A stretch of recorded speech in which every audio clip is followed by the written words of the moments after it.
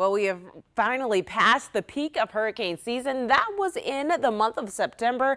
Now that we are in the end of October, we're approaching the final days of hurricane season. The last day will be November 30th, but there has been some notable storms in the month of October. We had Hurricane Wilma back in 2005, made landfall in Florida. There's also Hurricane Mitch that made landfall in Honduras on October 29th, 1998. We all know about Sandy and how it just caused a lot of damage along the East Coast. That was back in 2012, October 29th, and then Hazel back in the 1950s that made landfall in South Carolina, causing a lot of damage there. So we're approaching the anniversary of Hurricane Wilma. That will be tomorrow, but certainly some storms that has made its way and made its impact in the month of October. So we're not out of the woods yet. At any point, we could have a storm